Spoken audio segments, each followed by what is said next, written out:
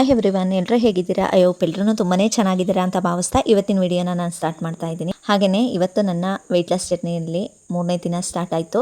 ಇನ್ನು ಇವತ್ತು ಯಥಾ ಪ್ರಕಾರ ಮಾರ್ನಿಂಗ್ ನಾನು ಯಾವಾಗಲೂ ಎದ್ದೇಳೋ ಥರ ಮಾರ್ನಿಂಗ್ ರೂಟೀನ್ನೇ 6 o'clockಗೆ ಎದ್ದೇಳ್ತೀನಿ. ಹಾಗೆಯೇ ಎದ್ದಾದಮೇಲೆ ಒಂದು ಲೋಟ ಬಿಸಿನೀರೆಲ್ಲ ಕುಡಿದು ಅದಾದಮೇಲೆ ಚಿಯಾ ಸೀಡ್ನ ಕುಡಿದು ಇನ್ನು ನಲ್ಲಿಕಾಯಿ ಜ್ಯೂಸ್ನ ಮಾಡ್ಕೋತೀನಿ. ಅದಕ್ಕಾಗಿ ನಾನು ನಲ್ಲಿಕಾಯಿ ಜ್ಯೂಸ್ನ ಪದೇ ಪದೇ ತೋರಿಸೋದು ಬೇಡ ಅನ್ನೋದಕ್ಕೋಸ್ಕರ ಇದರಲ್ಲಿ ನಾನು ಹಾಕ್ತಾ ಇಲ್ಲ ಅಷ್ಟೇ. ನಲ್ಲಿಕಾಯಿ ಜ್ಯೂಸ್ ಯಾವ ರೀತಿಯೂ ಮಾಡಿ ನಾನು ಹಾಕಿಲ್ಲ.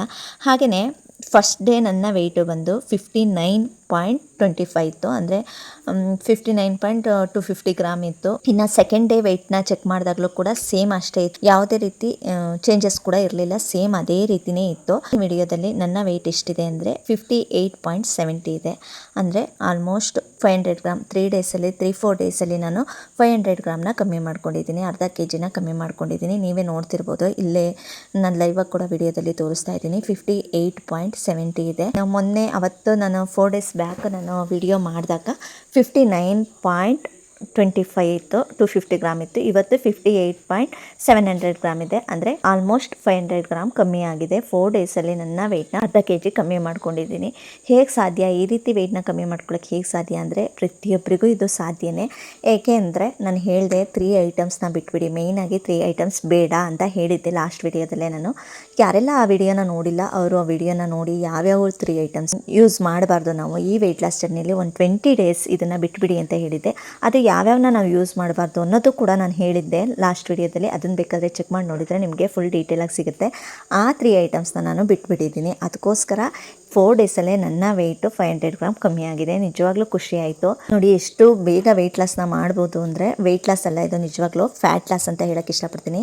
ಏಕೆಂದರೆ ಮಸಲ್ಸ್ನ ಲಾಸ್ ಮಾಡಿಕೊಂಡು ನಾವು ಸುಮ್ಮನೆ ವೀಕ್ ಆದವ್ರ ಥರ ಕಾಣಿಸ್ಬಾರ್ದು ಆಯಿತಾ. ಸ್ಟ್ರಾಂಗ್ ಆಗಿರಬೇಕು, ಹಾಗೆಯೇ ಫ್ಯಾಟ್ ಲಾಸ್ನ ಮಾಡ್ತಾ ಬರಬೇಕು. ಹಾಗಿದ್ದಾಗಲೇ ನಮ್ಮ ವೆಯ್ಟ್ ಲಾಸ್ ಜರ್ನಿಗೆ ಒಂದು ವೆಯ್ಟ್ ಲಾಸ್ ಮಾಡ್ತಾ ಇದ್ದೀವಿ, ನಾವೊಂದು ಡಯಟ್ ಮಾಡ್ತಾ ಇದ್ದೀವಿ ಅನ್ನೋದಕ್ಕೆ ಒಂದು ಬೆಲೆ ಇರುತ್ತೆ ಆಯಿತಾ. ವೆಯ್ಟ್ ಲಾಸ್ ಮಾಡ್ತೀನಿ ಅಂತ ಊಟ ಎಲ್ಲ ಬಿಟ್ಟು ತಿಂಡಿ ಎಲ್ಲ ಬಿಟ್ಬಿಟ್ಟು ಏನೋ ಒಂದು ಪೌಡರ್ ಹೇಳ್ತಾರೆ ಅಂತ ಪೌಡರು ಅವು ಇವು ವೆಯ್ಟ್ ಲಾಸ್ ಕಮ್ಮಿ ಆಗೋಕ್ಕೆ ತುಂಬಾ ಪೌಡರ್ಸ್ ಇದೆ, ಬ್ರ್ಯಾಂಡ್ ಯಾವುದು ತೊಗೊಳ್ಳೋದು ಬೇಡ. ಆ ಪೌಡರ್ಸ್ನೆಲ್ಲ ಯೂಸ್ ಮಾಡಿ ಸಣ್ಣ ಆಗೋದಕ್ಕಿಂತ ಬೆಸ್ಟ್ ರೆಮಿಡಿ ಅಂದರೆ ಈ ರೀತಿ ಹೊಟ್ಟೆ ತುಂಬ ಊಟನ ತಿಂದ್ಕೊಂಡು ತಿಂಡಿನ ತಿಂದ್ಕೊಂಡು ಆರಾಮಾಗಿ ವೆಯ್ಟ್ ಲಾಸ್ ಮಾಡ್ತಾ ಬರ್ಬೋದು. ಯಾವುದೇ ರೀತಿಲಿ ನೀವು ನನ್ನ ರೆಸಿಪಿಗಳನ್ನ ನೀವು ನೋಡ್ತಾ ಇದ್ದೀರಾ, ಡೈಲಿ ನನ್ನ ರೆಸಿಪೀಸ್ನ ನಾನು ತೋರಿಸ್ತಾ ಇರ್ತೀನಿ. ಯಾವುದೇ ರೀತಿಲಿ ನಾನು ಊಟನ ಬಿಟ್ಟಿಲ್ಲ, ಹೊಟ್ಟೆ ತುಂಬ ಆರಾಮಾಗೆ ಹೊಟ್ಟೆ ತುಂಬ ತಿಂದ್ಕೊಂಡೆ ನನ್ನ ವೆಯ್ಟ್ ಲಾಸ್ನ ಮಾಡ್ತಾ ಬರ್ತಾ ಇದ್ದೀನಿ. ಹೇಗೆ ಅಂತಲೂ ಕೂಡ ಪ್ರತಿಯೊಂದು ವಿಡಿಯೋದಲ್ಲೂ ನಾನು ಹೇಳ್ತಾನೆ ಬರ್ತಾ ಇದ್ದೀನಿ. ಹೇಗೆ ಅಂದರೆ ಶುಗರ್ ಐಟಮ್ನ ಕಮ್ಮಿ ಮಾಡಿ, ಆದಷ್ಟು ಶುಗರ್ ಐಟಮ್ ಆದಷ್ಟು ಬೇಡ, 120 ಡೇಸ್ ತಿನ್ನೋದೇ ಬೇಡ ಆಯಿತಾ. ಹಾಗೆಯೇ ಮಿಲ್ಕ್ ಪ್ರಾಡಕ್ಟ್ ತುಂಬಾ ಮಿಲ್ಕ್ ಪ್ರಾಡಕ್ಟ್ ಇರೋ ಅಂಥದ್ದು ಅಂತಹ ಐಟಮ್ಸ್ನ ಸ್ವಲ್ಪ ಕಮ್ಮಿ ಮಾಡಿ. ಅಂದರೆ ಮೊಸರು, ಈಗ ಮೊಸರಲ್ಲಿ ಕೊಲೆಸ್ಟ್ರಾಲ್ ಇದೆ, ತುಂಬ ಕೆನೆ ಇರೋಂತಹ ಮೊಸರು, ಮನೆಯಲ್ಲೇ ಮಾಡ್ತೀವಲ್ವ ಮೊಸರು, ತುಂಬ ಕೆನೆ ಇರುತ್ತೆ, ಅಂತಹ ಮೊಸರುಗಳನ್ನ ತಿನ್ನೋದು ಅಥವಾ ಹಾಲು, ಗಟ್ಟಿ ಹಾಲನ್ನ ಕುಡಿಯೋದು, ಇಂಥವೆಲ್ಲ ಕುಡಿಯೋದ್ರಿಂದನೂ ಸ್ವಲ್ಪ ಫ್ಯಾಟ್ ಇರುತ್ತೆ. ಹಾಗೆಯೇ ಆಯಿಲ್ನ ಯೂಸ್ ಮಾಡಿ, ರಿಫೈನ್ಡ್ ಆಯಿಲ್ನ ಯೂಸ್ ಮಾಡೋದ್ರಿಂದನೂ ನಮಗೆ ವೆಯ್ಟ್ ಗೇನ್ ಆಗೋ ಚಾನ್ಸಸ್ಸು ತುಂಬಾ ಇರುತ್ತೆ. ಹಾಗಾಗಿ ರಿಫೈನ್ಡ್ ಆಯಿಲ್ನ ಬಿಟ್ಬಿಡಿ, ಸ್ವಲ್ಪ ತುಪ್ಪ ಯೂಸ್ ಮಾಡಿ, ಅಥವಾ 1 to 2 ಅಥವಾ 3 ಡ್ರಾಪ್ಸ್ ಆಯಿಲ್ನ ಯೂಸ್ ಮಾಡಿ ಸಾಕು. ಅದು ಬಿಟ್ಟು ಬೇರೆ ಏನೂ ಬೇಕಿಲ್ಲ. ಹಾಗೆಯೇ ಮೈದಾ, ಬೇಕ್ರಿ ಐಟಮ್ಸು ಪೂರ್ತಿ, ಮೈದಾ ಅಂತ ಹೇಳಲ್ಲ, ಬೇಕ್ರಿ ಐಟಮ್ಸ್ ಪೂರ್ತಿ ಬಿಟ್ಬಿಡಿ. ನೀವು ಚಾಕ್ಲೇಟಿಂದನೂ ಬಿಟ್ಬಿಡಿ, ಚಾಕ್ಲೇಟು ಬೇಡ, ಚಾಕ್ಲೇಟಲ್ಲೂ ಶುಗರ್ ಕಂಟೆಂಟ್ ಇದ್ದೇ ಇರುತ್ತೆ, ಚಾಕ್ಲೇಟ್ ಬೇಡ. ಬೇಕ್ರಿ items, biscuit, rusk, bread, puffs, chips, ಅದು ಇದು ಅಂತ ಎಲ್ಲ ಇರುತ್ತಲ್ವ, ಅವು ಯಾವುದು ಬೇಡ. ಬರೀ 20 ಡೇಸ್ ನಾನು ಹೇಳಿದ 3 ಐಟಮ್ಸ್ನ 20 ಡೇಸು ಬಿಟ್ಟು ನೋಡಿ. ನಿಜವಾಗ್ಲೂ ನಿಮ್ಮ ಫೇಸಲ್ಲಿ ಪಿಂಪಲ್ಸಿಂದ ಹಿಡಿದು ನಿಮ್ಮ ಫೇಸಲ್ಲಿ ಗ್ಲೋನೆಸ್, ಹಾಗೆಯೇ ವೈಟ್ ಬರುತ್ತೆ ಫೇಸು, ಹಾಗೆಯೇ ನಿಮ್ಮ ಬಾಡಿ, ನಿಮ್ಮ ಸ್ಟ್ರಕ್ಚರ್ನ ನಿಮಗೆ ನೋಡ್ಕೊಳ್ಳೋಕ್ಕೇ ತುಂಬ ಖುಷಿ ಅನಿಸುತ್ತೆ. ಹಾಗೆ ಆಗಬೇಕು ಅನ್ನೋದಾದರೆ 20 ಡೇಸ್ ಈ 3 ಐಟಮ್ಸ್ನ ಬಿಟ್ಟು ನೋಡಿ, ಆಗ ನಿಮಗೇನೆ ಚೇಂಜಸ್ ಕಾಣುತ್ತೆ. ಅದೇ ರೀತಿ ನನಗೂ ಕೂಡ ಈ 4-5 ಡೇಸಲ್ಲೇ ನನ್ನ ಜರ್ನಿಯಲ್ಲಿ ನಾನು ಈ 3 ಐಟಮ್ಸ್ನ ಬಿಟ್ಬಿಟ್ಟಿದ್ದೀನಿ. ಹಾಗಾಗಿ ಸ್ವಲ್ಪ ಶುಗರ್ನ ಆ್ಯಡ್ ಮಾಡಿಕೊಂಡು, ತುಂಬ ಅಲ್ಲ, 1 ಲೋಟ ಕಾಫಿ ಅಂದರೆ ಎಷ್ಟು ಇರುತ್ತೆ, ಸ್ವಲ್ಪನೇ ಇರುತ್ತೆ, ಅದಕ್ಕೆ ಸ್ವಲ್ಪ ಶುಗರ್ನ ಆ್ಯಡ್ ಮಾಡಿಕೊಂಡು ಸ್ವಲ್ಪ ಸ್ಟ್ರಾಂಗಾಗಿ ಕಾಫಿನ ಕುಡಿತಾ ಇದ್ದೀನಿ. ಬಟ್ ಹಾಲಂತೂ ಇರಲೇಬೇಕು, ಗಟ್ಟಿ ಹಾಲಲ್ಲೇ ನಾನು ಕುಡಿತಾ ಇದ್ದೀನಿ. 1 ಟೈಮ್ ಆ ಥರ ಕಾಫಿ ಕುಡಿಯೋದ್ರಿಂದ ತುಂಬ ಫ್ಯಾಟ್ ಏನು ಬರಲ್ಲ, ತಲೆ ಕೆಡಿಸ್ಕೊಬೇಡಿ, ತುಂಬ ಕ್ಯಾಲ್ರೀಸ್ ಏನಾಗಲ್ಲ ಅದು. 1 ಟೈಮ್ ನೀವು ಟೀ ಅಥವಾ ಕಾಫಿಗೆ ಅಡಿಕ್ಟ್ ಆಗಿದ್ದೀರಾ ಅಂದರೆ ಆರಾಮಾಗಿ ತೊಗೊಳ್ಳಿ, ಏನೂ ಆಗಲ್ಲ ಅದರಿಂದ. ಕಾಫಿ ಅಥವಾ ಟೀನ ತೊಗೋತಿದ್ದೀರಾ ಅಂದರೆ ಸ್ವಲ್ಪ ಶುಗರ್ನ ಕಮ್ಮಿ ಮಾಡ್ಕೊಳ್ಳಿ. ತುಂಬ ಶುಗರ್ ಇಟ್ಕೊಂಡು ನೀವು ಸ್ಟ್ರಾಂಗಾಗಿ ಶುಗರ್ನೂ ಜಾಸ್ತಿ ಹಾಕ್ಕೊಂಡು ಮಾಡ್ಕೊತಿದ್ದೀರಾ ಅಂದರೆ ಬೇಡ. ಸ್ವಲ್ಪ ಶುಗರ್ನ ಕಮ್ಮಿ ಮಾಡಿಕೊಂಡು, ಹಾಗೆಯೇ ಹಾಲಿಗೆ ತುಂಬ ಗಟ್ಟಿ ಹಾಲು ಯೂಸ್ ಮಾಡ್ತಿದ್ದೀನಿ ಅವರು, ಸ್ವಲ್ಪ ನೀರನ್ನ ಮಿಕ್ಸ್ ಮಾಡಿಕೊಂಡು ಆ್ಯಡ್ ಮಾಡಿಕೊಂಡು ಕುಡೀರಿ ಆಯಿತಾ. ನನಗೆ ಸ್ವಲ್ಪ ಕಾಫಿ ಸ್ಟ್ರಾಂಗಾಗೇ ಇರಬೇಕು. 1 ಟೈಮ್ ಅಷ್ಟೇ ನಾನು ಕುಡಿಯೋದು, 3-4 ಟೈಮ್ ಆಗಲಿ ಅಥವಾ 2 ಟೈಮ್ಸ್ ಆಗಲಿ ಕುಡಿಯೋಕ್ಕೆ ಹೋಗಲ್ಲ. ಅದಕ್ಕೋಸ್ಕರ 1 ಟೈಮು 1 ಲೋಟ ಫುಲ್ ತೊಗೋತೀನಿ. ಸ್ವಲ್ಪ ಶುಗರ್ನ ಆ್ಯಡ್ ಮಾಡಿಕೊಂಡು ಅದ್ರ ಜೊತೆಗೆ 1 ಸ್ಪೂನ್ ಕಾಫಿ ಪೌಡರ್ನ ಹಾಕ್ಕೊಂಡು ಸ್ಟ್ರಾಂಗಾಗಿ ಇಟ್ಕೊಂಡು ಕುಡಿತೀನಿ. ಬಟ್ ಅದರಿಂದ ನನ್ನ ವೆಯ್ಟ್ ಗೇನ್ ಆಗ್ತಿದೆ ಅಂತ ನಾನು ಹೇಳಲ್ಲ, ಅದು ಶುದ್ಧ ಸುಳ್ಳು. ನಾವು ತಿನ್ನೋ ಫುಡ್ಡಿಂದ ಆಗುತ್ತೆ. ಬಟ್ ಅದನ್ನು ಕುಡಿದ್ರೂ ಕ್ಯಾಲರೀಸ್ ಎಷ್ಟಾಗಿರಬೇಕೋ ಅಷ್ಟು ಹೆಚ್ಚಾಗೇ ಇರುತ್ತೆ. ಅದರಿಂದ ನಾವು ಮತ್ತೆ ವಾಕ್ ಮಾಡ್ತೀವಿ, ಹಾಗೆಯೇ ಮನೆ ಕೆಲಸ ಮಾಡ್ತೀವಿ, ಮತ್ತೆ ಓಡಾಡ್ತೀವಿ, ಮಕ್ಳ ಜೊತೆ ಓಡಾಡ್ತೀವಿ, ಮನೆ ಕೆಲಸ ಅದು ಇದು ಅಂದ್ಕೊಂಡು ಮತ್ತೆ ಕ್ಯಾಲರೀಸ್ ಬರ್ನ್ ಆಗಿರುತ್ತೆ ಆಯಿತಾ. ತಲೆ ಕೆಡಿಸ್ಕೊಳ್ಳೋದು ಬೇಡ. ಒನ್ ಟೈಮ್ ನೀವು ಕಾಫಿ ಟೀ ಕುಡಿತೀರಾ ಅಂದರೆ ಆರಾಮಾಗಿ ಕುಡೀರಿ. ಹಾಗೆಯೇ ಎಕ್ಸಸೈಸು ವಾಕು ಮಾಡೋದನ್ನು ಬಿಡಬೇಡಿ. ಅದರಿಂದನೇ ನಿಮಗೆ ಬೆನಿಫಿಟ್ಸ್ ಅಂದರೆ ನೀವು ಏನೇ ತಿಂದ್ರೂ ಎಕ್ಸಸೈಸು ಮತ್ತು ವಾಕ್ ಮಾಡೋದ್ರಿಂದ ಕ್ಯಾಲರೀಸ್ ಬರ್ನ್ ಆಗೋದ್ರಿಂದ ನಿಮ್ಮ ಬಾಡಿ ಹೇಗಿದೆ ಹಾಗೆ ಇರುತ್ತೆ, ವೆಯ್ಟ್ ಗೇನ್ ಆಗೋಕ್ಕೆ ಬಿಡಲ್ಲ ಅದನ್ನು ಆಯಿತಾ. ಅದಕ್ಕೋಸ್ಕರನೇ ಹೇಳೋದು, ಕ್ಯಾಲರೀಸ್ನ ನೀವು ಜಾಸ್ತಿ ತೊಗೊಂಡಿದ್ದೀರಾ ಅಂದರೆ ಅಷ್ಟೇ ಎಕ್ಸಸೈಸ್ ಮಾಡಬೇಕು, ಅಷ್ಟೇ ವಾಕ್ ಮಾಡಬೇಕು. ಜಾಸ್ತಿ ತಿಂತೀರಾ ಅಂದರೆ ಜಾಸ್ತಿ ವರ್ಕೌಟ್ ಮಾಡಿ, ಕಡಿಮೆ ತಿಂತೀನಿ ಅಂದರೆ ಕಡಿಮೆನೇ ವರ್ಕೌಟ್ ಮಾಡಿ. ಅಷ್ಟೇ ಇಲ್ಲಿರೋದು. ನೀವು ತಿನ್ನೋ ಕ್ಯಾಲರೀಸ್ ಮೇಲೆ ಹೋಗುತ್ತೆ ಅಷ್ಟೇ. ನೀವು ಹೆವಿ ಕ್ಯಾಲರೀಸ್ ತಿಂತೀರಾ, ಆಯಿಲ್ ಫುಡ್ನ ತಿಂತೀರಾ ಅಂದರೆ, ಈಗ ಅರ್ಧ ಗಂಟೆ ನಾನು ವಾಕ್ ಮಾಡ್ತೀನಿ ಅಂದರೆ ಸ್ವಲ್ಪ ಕ್ಯಾಲರೀಸ್ ಬರ್ನ್ ಆಗಿರುತ್ತೆ. ನಾನು ತಿನ್ನೋ ಫುಡ್ಗೆ ಅರ್ಧ ಗಂಟೆ ವಾಕ್ ನನಗೆ ಸಾಕು. ಬೇರೆ ನೀವು ಎಕ್ಸ್ಟ್ರಾ, ಈಗ ಮದುವೆ ಊಟಗಳು, ಹೊರಗಡೆ ಫಂಕ್ಷನ್ ಊಟ ಮಾಡ್ತೀರಲ್ವ, ಅದು ಎಕ್ಸ್ಟ್ರಾ ಕ್ಯಾಲ್ರಿ ಅಂದರೆ ಒಂದು ದಿನದಲ್ಲಿ ತಿನ್ನೋಂಥ ಕ್ಯಾಲ್ರಿನ ಒಂದು ಟೈಮ್ಗೆ ತಿಂದಾಕಿರ್ತೀವಿ ನಾವು, ಅಷ್ಟು ಎಕ್ಸ್ಟ್ರಾ ಕ್ಯಾಲ್ರೀಸ್ ಇರುತ್ತೆ ನಾವು ತಿನ್ನೋ ಫುಡ್ಡಲ್ಲಿ, ಫಂಕ್ಷನ್ಸ್ ಫುಡ್ಡಲ್ಲಿ. ಆ ಥರ ತಿಂದಾಗ ಆಲ್ಮೋಸ್ಟ್ ಎಕ್ಸ್ಟ್ರಾ ವಾಕ್ ಮಾಡಬೇಕು, ಎಕ್ಸ್ಟ್ರಾ ವರ್ಕೌಟ್ ಮಾಡಬೇಕಾಗುತ್ತೆ. ಅದಕ್ಕೋಸ್ಕರ ಹೇಳ್ತಾ ಇದ್ದೀನಿ ಅಷ್ಟೇ. ನಾವು ಯಾವ ಥರ ತಿಂತೀವಿ ಆ ರೀತಿ ನಮ್ಮ ಕ್ಯಾಲರೀಸ್ ಬರ್ನ್ ಮಾಡಬೇಕು ಅಂದರೆ ವಾಕು ಮತ್ತು ಎಕ್ಸಸೈಸ್ನ ಮಾಡಬೇಕು. ನೀವು ತಿನ್ನೋ ಫುಡ್ ಹೇಗಿರುತ್ತೆ ಅನ್ನೋದು ನಿಮಗೆ ಗೊತ್ತಾಗುತ್ತೆ. ಈಗ ನಾನು ಹೇಳೋ ವಿಚಾರದಲ್ಲೇ ನಿಮಗೆ ಗೊತ್ತಾಗಿರ್ಬೋದು. ನೀವು ಜಾಸ್ತಿ ತಿಂತಿದ್ದೀರಾ ಅಂದರೆ ಸ್ವಲ್ಪ ಜಾಸ್ತಿ ವಾಕ್ ಮಾಡಿ, ಜಾಸ್ತಿ ವರ್ಕೌಟ್ ಮಾಡಿ, ಜಾಸ್ತಿ ಮನೆ ಕೆಲಸ ಮಾಡಿ, ಕೂತ್ಕೊಬಿಡಿ, ಸ್ವಲ್ಪ ಸ್ವೆಟ್ ಆಗೋ ಥರ ಕೆಲಸ ಮಾಡಿ. ಅದೇ ಸರಿ ಹೋಗುತ್ತೆ, ನಿಮ್ಮ ಕ್ಯಾಲರೀಸ್ ಬರ್ನ್ ಆಗುತ್ತೆ, ಆಗ ಫ್ಯಾಟಾಗಿ ಕನ್ವರ್ಟ್ ಆಗಲ್ಲ. ಇದರಿಂದ ನಿಮಗೆ ತುಂಬಾ ಬೆನಿಫಿಟ್ ಸಿಗುತ್ತೆ ಅಂತ ಹೇಳೋಕ್ಕೆ ಇಷ್ಟಪಡ್ತೀನಿ. ಹಾಗೆ ನನ್ನ ಸಬ್ಸ್ಕ್ರೈಬರ್ಸ್ ಕೂಡ ಕೇಳ್ತಾ ಇದ್ರು, ಪ್ರೋಟೀನ್ ಜಾಸ್ತಿ ಯೂಸ್ ಮಾಡೋದ್ರಿಂದ ಗ್ಯಾಸ್ಟ್ರಿಕ್ ಪ್ರಾಬ್ಲಮ್ ಆಗುತ್ತೆ, ನನಗೆ ಡಯಟ್ ಮಾಡೋಕ್ಕಾಗಲ್ಲ ಅಂತ ಕೇಳಿದ್ರು ನನ್ನ ಸಿಸ್ಟರ್ ಕೂಡ.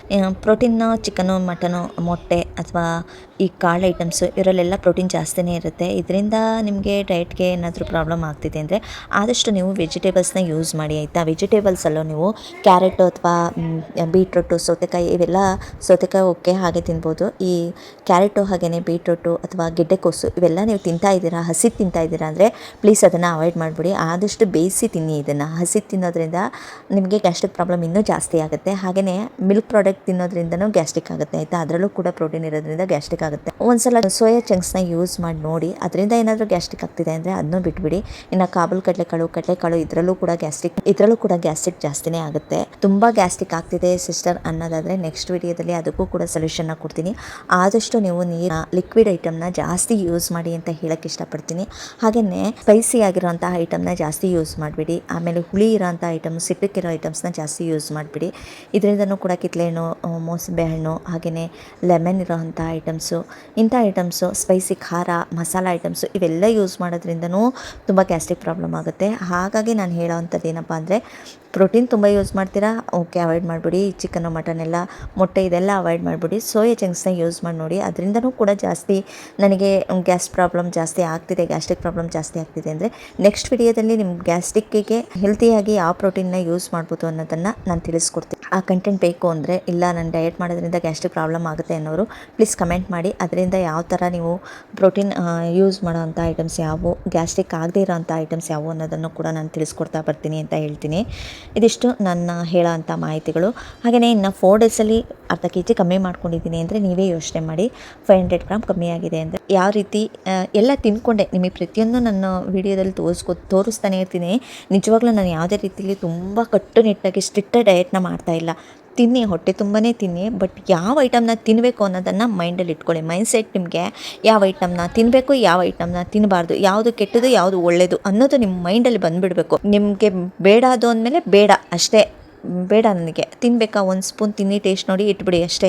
ನೆಕ್ಸ್ಟು ತುಂಬಾ ಅದನ್ನೇ ಹೊಟ್ಟೆ ತುಂಬ ತಿನ್ನೋದು. ಈ ಕೇಕ್ ಏನಾದರೂ ತಿಂತೀನಿ ಅಂದರೆ, ಒಂದು ಬರ್ಡೇ ಬಂತು, ಒಂದು ಫಂಕ್ಷನ್ಸ್ಗೆ ಹೋದ್ರಿ, ಏನೋ ಒಂದು ಮಾಡಿದ್ರಿ ಅಂದರೆ, ಕೇಕ್ ಇದೆ ಅಂದರೆ ಅದನ್ನೇ ಹೊಟ್ಟೆ ತುಂಬ ತಿನ್ನೋಕೆ ಹೋಗ್ಬಿಡಿ. ಮನೇಲೊಂದು ಕಬಾಬ್ ಐಟಮ್ಮು ಅಥವಾ ಆಯಿಲ್ ಐಟಮ್, ಬಜ್ಜಿ, ಬೋಂಡಾ, ವಡೆ ಈ ರೀತಿ ಮಾಡ್ಕೊಂಡ್ರಿ ಅಂದರೆ ಅದನ್ನೇ ಜಾಸ್ತಿ ತಿನ್ನಬೇಡಿ. ತಿನ್ನಿ, ಟೇಸ್ಟ್ ನೋಡಿ, 1-2 ಅಷ್ಟೇ. ಅದಕ್ಕಿಂತ ಜಾಸ್ತಿ ಕ್ಯಾಲರೀಸ್ ಬೇಡ ನಿಮಗೆ.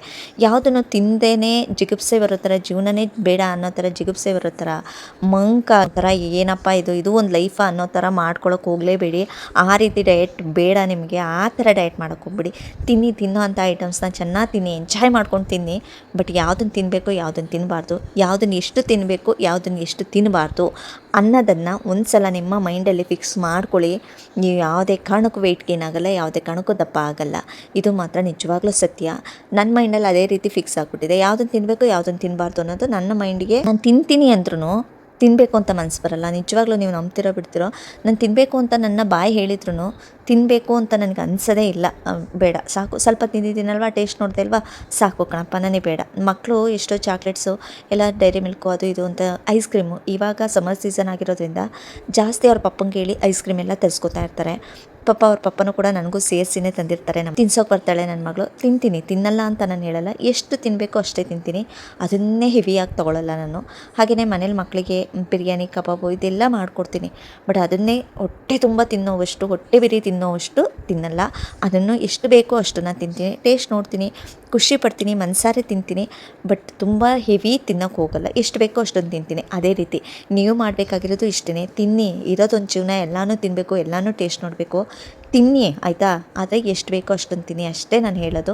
ಇದಕ್ಕೂ ಮೀರಿ ಯಾರೂ ಈ ರೀತಿ ಡಯಟ್ ಬಗ್ಗೆ ಯಾರೂ ನಿಮಗೆ ಎಕ್ಸ್ಪ್ಲೈನ್ ಮಾಡಲ್ಲ ಅಂತ ಅನ್ಕೋತೀನಿ. ಇದಕ್ಕೂ ಮೀರಿ ಯಾರೂ ಎಕ್ಸ್ಪ್ಲೈನ್ ಮಾಡೋಕ್ಕೆ ಬರಲ್ಲ ನಿಮಗೆ. ನಾನು ಹೇಳೋವಷ್ಟೆಲ್ಲ ಹೇಳ್ತಾ ಇದ್ದೀನಿ. ಇನ್ಮೇಲಾದರೂ ಡಯಟ್ನ ಮಾಡಿ ನಿಮ್ಮ ವೆಯ್ಟ್ನ ಕಮ್ಮಿ ಮಾಡ್ಕೊಳ್ಳಿ. ನಿಮ್ಮ ಬಾಡಿನ ಎಷ್ಟು ಹೆಲ್ದಿಯಾಗಿ ಇಟ್ಕೋತಿರೋ ಅಷ್ಟು ನಿಮ್ಮ ಕುಟುಂಬನೂ ಚೆನ್ನಾಗಿರುತ್ತೆ ಅಲ್ವಾ. ನಿಮ್ಮ ಮಕ್ಕಳ ಜೊತೆ, ನಿಮ್ಮ ಯಜಮಾನ್ರ ಜೊತೆ, ನಿಮ್ಮ ಫ್ಯಾಮಿಲಿ ಜೊತೆ ಖುಷಿಯಿಂದ ಟೈಮ್ ಪಾಸ್ ಮಾಡಿಕೊಂಡು ಆರಾಮಾಗಿರ್ಬೋದು.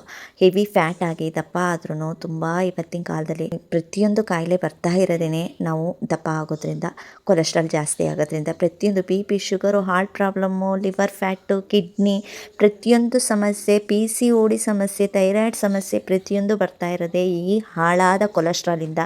ಪ್ಲೀಸ್ ಬೇಡ, ಈ ಕೊಲೆಸ್ಟ್ರಾಲ್ನ ಆದಷ್ಟು ಅವಾಯ್ಡ್ ಮಾಡಿ. ಕೆಟ್ಟದನ್ನು ತಿನ್ನೋದೇ ಬೇಡ. ಆದಷ್ಟು ಹೆಲ್ದಿ ಲೈಫ್ ಕಡೆ ಗಮನ ಕೊಡಿ. ಹೆಲ್ದಿ ಫುಡ್ನ ತಿನ್ನಿ. ಆ ಟೇಸ್ಟ್ ಚೆನ್ನಾಗಿರಲ್ಲ, ಹೌದು. ನಾನು ಪ್ರತಿಯೊಂದು ವಿಡಿಯೋದಲ್ಲೂ ಹೇಳ್ತಾ ಇದ್ದೀನಿ, ಬಾಯಿಗೆ ಸಿಹಿಯಾದದ್ದು ಉದರಕ್ಕೆ ಕಹಿ, ಉದರಕ್ಕೆ ಸಿಹಿಯಾದದ್ದು ಬಾಯಿಗೆ ಕಹಿ ಅಂತ. ಹೌದಲ್ವಾ? ಎಕ್ಸಾಂಪಲ್ ಕೂಡ ಕೊಟ್ಟಿದ್ದೀನಿ. ಹಾಗಲಕಾಯಿ ಬಾಯಿಗೆ ತುಂಬಾ ಕಹಿ, ಬಟ್ ಹೊಟ್ಟೆಗೆ, ಉದರಕ್ಕೆ ಎಷ್ಟು ಸಿಹಿ, ಆರೋಗ್ಯಕ್ಕೆ ಎಷ್ಟು ಹೆಲ್ತಿ ಅಲ್ವಾ. ಹಾಗೆಯೇ ಸಕ್ಕರೆ ಬಾಯಿಗೆ ತುಂಬಾ ಸಿಹಿ ಕೊಡುತ್ತೆ, ಬಟ್ ಉದರಕ್ಕೆ ತುಂಬ ವೈಟ್ ಪಾಯ್ಸನ್ ಅಂದ್ರೇ ಸಕ್ಕರೆ ಅಂತ ಹೇಳ್ತೀವಿ. ಅಷ್ಟು ಕೆಟ್ಟದು ಅಂತ ಹೇಳೋಕ್ಕೆ ಇಷ್ಟಪಡ್ತೀನಿ. ಹೌದಲ್ವಾ? ಬಾಯಿಗೆ ಸಿಹಿಯಾದದ್ದು ಉದರಕ್ಕೆ ಕಹಿ, ಉದರಕ್ಕೆ ಕಹಿಯಾದದ್ದು ಬಾಯಿಗೆ ಸಿಹಿ ಅನ್ನೋ ಗಾದೆ ಎಷ್ಟು ಸತ್ಯ ಅನ್ನೋದನ್ನು ನೀವೇ ಯೋಚನೆ ಮಾಡಿ. ಒಂದು ಸಲ ಥಿಂಕ್ ಮಾಡಿ ನೋಡಿ. ನಿಮ್ಮ ಮೈಂಡ್ ಸೆಟ್ನ ಹೆಲ್ದಿ ಲೈಫ್ ಕಡೆ ತೊಗೊಂಡೋಗಿ. ನೀವು ಯಾವ ಡಯಟ್ನೂ ಮಾಡಬೇಕಾಗಿಲ್ಲ. ಇಷ್ಟೇ ನಾನು ಹೇಳೋದು. ನಿಮ್ಮ ಲೈಫ್ ಸ್ಟೈಲ್ನ ಆದಷ್ಟು ಹೆಲ್ದಿ ಲೈಫ್ ಸ್ಟೈಲ್ ಜೊತೆ ತರಕಾರಿ, ಸೊಪ್ಪು, ಹಣ್ಣು, ಫ್ರೂಟ್ಸು, ವೆಜಿಟೇಬಲ್ಸು ಈ ಕಡೆ ಹೋಗಿ. ನಿಮ್ಮ ಹೆಲ್ದಿ ಲೈಫ್ ಸ್ಟೈಲ್ ಆ ಕಡೆ ಹೋಗಲಿ. ನೀವಾಗಲಿ, ನಿಮ್ಮ ಮನೆಯವರಾಗಲಿ, ನಿಮ್ಮ ಮಕ್ಕಳಾಗಲಿ ಯಾವುದೇ ರೀತಿ ಫ್ಯಾಟ್ ಆಗಲ್ಲ, ಬ್ಯಾಡ್ ಕೊಲೆಸ್ಟ್ರಾಲ್ನ ಭರಿಸ್ಕೊಳ್ಳಲ್ಲ. ನಿಮ್ಮ ಲೈಫ್ ಅಷ್ಟು ಚೆನ್ನಾಗಿರುತ್ತೆ, ಮುಂದಿನ ಫ್ಯೂಚರ್ ಕೂಡ ಅಷ್ಟೇ ಚೆನ್ನಾಗಿರುತ್ತೆ. ಇವಾಗಲಾದರೂ ಚೇಂಜ್ ಆಗಿ. ನಿಮ್ಮ ಫ್ಯಾಮಿಲಿನ, ನಿಮ್ಮ ಮಕ್ಕಳನ್ನ, ನಿಮ್ಮ ಕುಟುಂಬನ ಉಳಿಸ್ಕೊಳ್ಳೋ ಜವಾಬ್ದಾರಿ ನಮ್ಮ ಹೆಣ್ಮಕ್ಳಲ್ಲೇ ಇದೆ. ನಾವು ಕಲ್ತ್ಕೋಬೇಕು ಅಷ್ಟೇ. ನನ್ನ ಇವತ್ತಿನ ಮಾಹಿತಿ ಅಂತ ಹೇಳ್ತೀನಿ. ಈ ಮಾಹಿತಿ, ಈ ವಿಡಿಯೋ ನಿಮಗೆ ತುಂಬಾ ಯೂಸ್ಫುಲ್ ಅಂತ ಅನಿಸಿದರೆ ಪ್ಲೀಸ್ ನನ್ನ ಚಾನಲ್ನ ಸಬ್ಸ್ಕ್ರೈಬ್ ಮಾಡ್ಕೊಳ್ಳಿ. ಹಾಗೆಯೇ ಲೈಕ್ ಕೊಡೋದನ್ನು ಮರಿಬೇಡಿ. ಲೈಕ್ ಪಕ್ಕ ಹೈಪ್ ಅಂತ ಬರುತ್ತೆ, ಹೈಪ್ಗೆ ಡನ್ ಕೊಡಿ. ನನಗೆ ಪಾಯಿಂಟ್ಸ್ ಕೂಡ ಸಿಗುತ್ತೆ. ಹಾಗೆಯೇ ಏನೇ ಡೌಟ್ಸ್ ಇದ್ದರೂ ಕಮೆಂಟ್ ಮೂಲಕ ತಿಳಿಸಿ. ಪ್ರತಿಯೊಂದು ಕಮೆಂಟ್ಸ್ಗೂ ನಾನು ನಿಮಗೋಸ್ಕರ ರಿಪ್ಲೈ ಮಾಡ್ತೀನಿ. ನಾನು ನಿಮಗೋಸ್ಕರ ಟೈಮ್ ಕೊಟ್ಕೊಂಡು ರಿಪ್ಲೈ ಮಾಡ್ತಾನೆ ಬರ್ತೀನಿ. ಅಲ್ಲಿವರೆಗೂ ಎಲ್ರಿಗೂ ಟೇಕ್ ಕೇರ್, ಟಾಟಾ, ಬಾಯ್ ಬಾಯ್. ನೆಕ್ಸ್ಟ್ ವಿಡಿಯೋದಲ್ಲಿ ಸಿಗ್ತೀನಿ.